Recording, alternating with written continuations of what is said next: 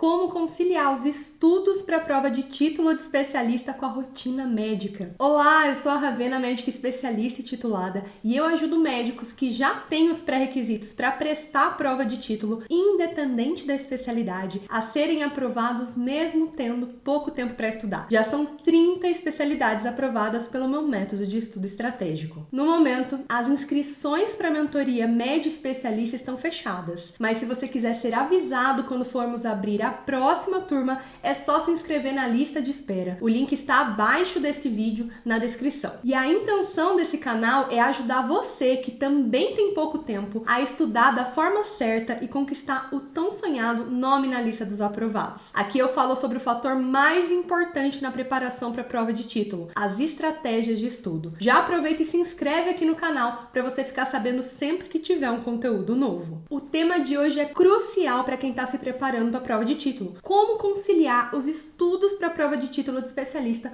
com a rotina médica? Porque a gente sabe que a grande dificuldade que a gente tem nessa época é justamente a pouca disponibilidade de tempo. Antes, na época que a gente estava lá na faculdade, a gente era, na verdade, um estudante profissional. E a nossa única responsabilidade, ou mesmo única preocupação, era estudar. Hoje, o estudo é mais uma das nossas múltiplas responsabilidades. Eu imagino que você, assim como eu, assim como os meus mentorados, quando a gente prestou a prova de título, também tenha que conciliar, trabalhar em vários serviços, como consultório, plantão, UBS, dar conta da família, marido, esposa, filho, casa. Então a gente está atualmente em um contexto totalmente diferente do que a gente estava lá na época da faculdade. E é por isso que é tão importante ter estratégias certas de estudo para conseguir conciliar os estudos com essa rotina corrida que a gente vive. E é isso que a gente vai conversar aqui hoje. Eu vou te passar nesse vídeo alguns pontos para você levar em consideração e começar a aplicar desde já na sua preparação para a prova de título. Primeiro ponto é aproveitar pequenos blocos de tempo para estudar. A gente acha normalmente que a gente precisa de grandes blocos de tempo para conseguir realmente dar conta dos estudos, fazer render aquele tempo. E a nossa tendência é desperdiçar os pequenos blocos de tempo. Então, se você tem, por exemplo, 20 minutos, seja até a próxima consulta, ou até começar o turno da tarde, naquele tempinho ali do almoço, ou até terminar o plantão, até sair de casa, o que a gente pensa quando tem 20 minutos?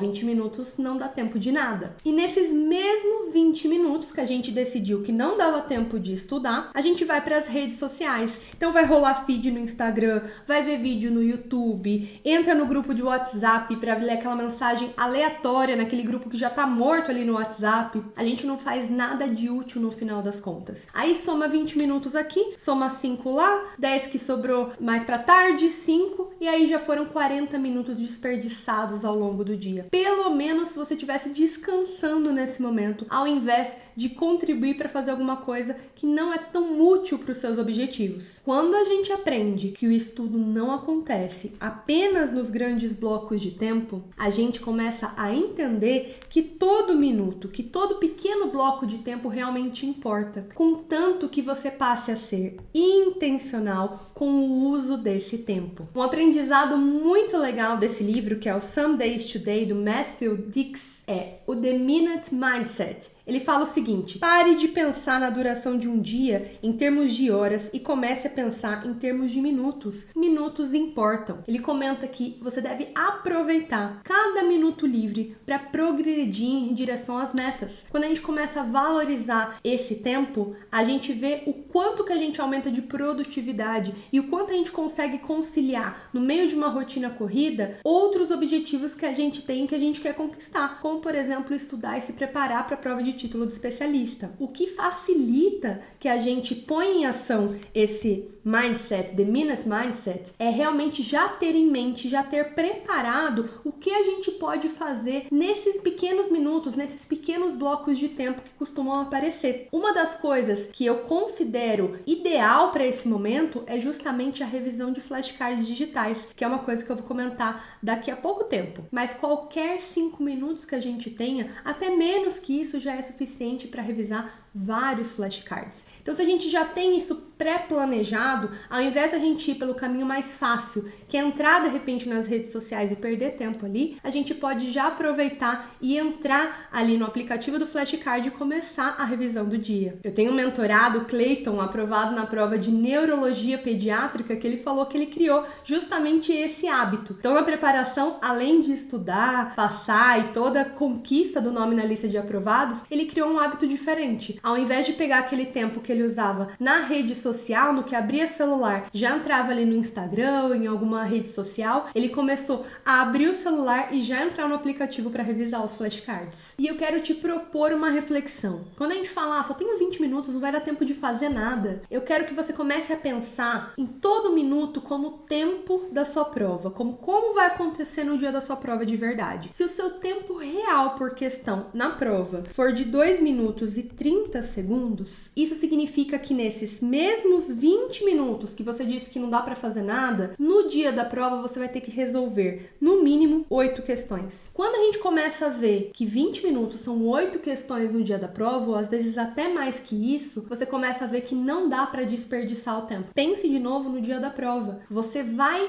ter que aprender a se concentrar de uma forma muito mais rápida, porque senão, perdendo 20 minutos no dia da prova, significa que você está deixando de resolver 8 questões da sua prova. Quando a gente começa a pensar assim, você começa a ver que o buraco é muito mais embaixo, que a gente vai precisar treinar realmente essa concentração, que hoje em dia está tão prejudicada por conta dos inúmeros estímulos que a gente tem, para realmente fazer valer cada minuto do seu tempo. O segundo ponto é ter organização, e para isso a gente vai falar em cronograma flexível. Esse cronograma é o ideal para quem está se preparando para a prova de título de especialista. Realmente fica super difícil conciliar a rotina corrida com estudos quando está tudo desorganizado, quando você não sabe nem por onde ir quando surge um tempo na sua agenda. Então, se você tem pouco tempo, surge um tempo, mas você não sabe o que você faz, fica muito mais difícil conseguir conciliar. E aí vem a questão da fadiga decisória. Imagina no meio da sua rotina corrida, depois de um dia inteiro de atendimentos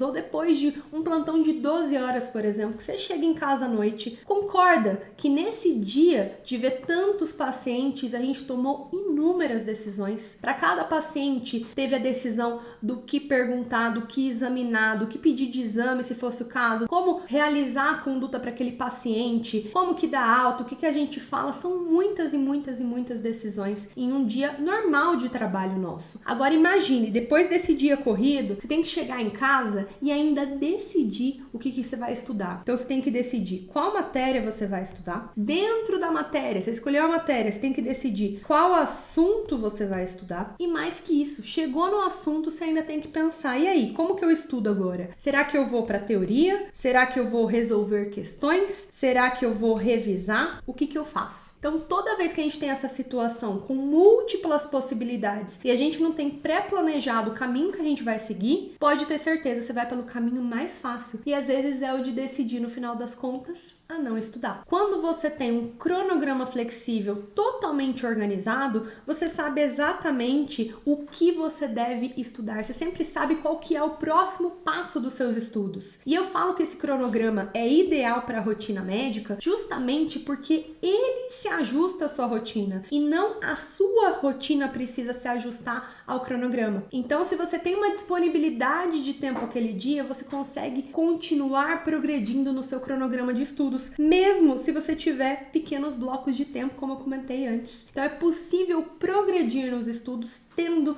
um cronograma flexível, mesmo com pequenos blocos de tempo disponíveis. E o mais legal é que esse cronograma é totalmente personalizado, individualizado para a sua necessidade. Então, tem matérias que você tem mais dificuldade, outras matérias que você tem mais facilidade. Você não vai deixar nada para trás, mas a gente vai focar no que você realmente precisa estudar. O terceiro ponto é a priorização estratégica de estudo. Vai ficar mais fácil conseguir conciliar tudo quando você entender que você não precisa estudar todo o conteúdo programático da sua especialidade para passar. Aliás, você nem deve fazer isso. Isso é a maior utopia que existe. Você nem precisa esgotar nenhuma das matérias. Nem todo assunto, no final das contas, tem a mesma importância. Não vou aprofundar aqui, senão vai ficar comprido demais esse vídeo, mas é preciso saber priorizar priorizar o conteúdo a ser estudado, tanto no sentido do que vai ser estudado, quanto em que momento esse determinado assunto vai ser estudado. A priorização estratégica faz parte do cronograma flexível. Assim a gente garante que você estude antes o que tem maior prioridade em termos estratégicos. E aí, obviamente, você vai conseguir revisar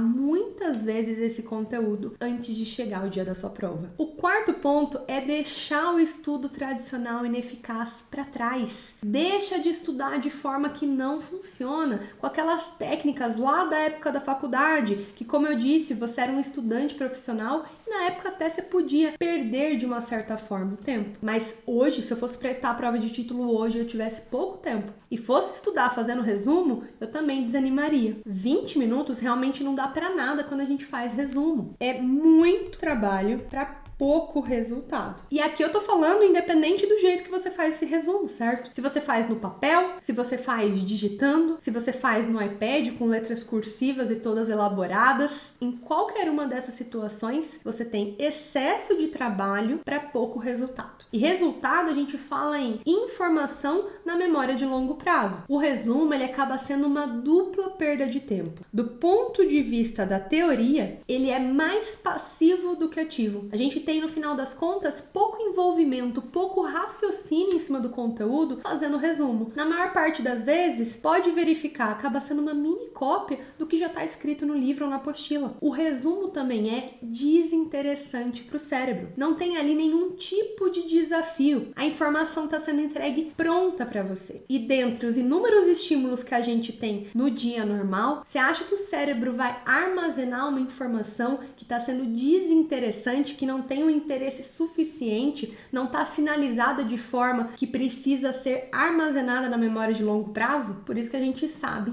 que o resumo nem sempre leva a informação para onde precisa levar, que é na memória de longo prazo. Às vezes você passa um dia inteiro estudando um assunto, resumindo um monte de papel e tudo mais, e no final você vê que você não se recorda daquela informação depois de pouco tempo. A outra perda de tempo do resumo vem quando a gente está falando de revisão. Muitas vezes as pessoas utilizam esses resumos para fazer uma releitura durante a revisão. E a gente sabe hoje em dia que a releitura é um dos piores métodos de revisão que existe. Acaba sendo no final uma revisão passiva, de novo, onde você está recebendo a informação pronta e você não tenta evocar aquela informação lá da sua memória. Não tem nenhum tipo de desafio essa forma de revisão. Fora que a repetição espaçada que a gente precisa fazer, né? Isso que é revisar, é repetir a informação de forma espaçada, é extremamente problemática quando a gente fala de resumo. Você precisa ficar agendando aqueles resumos para que você veja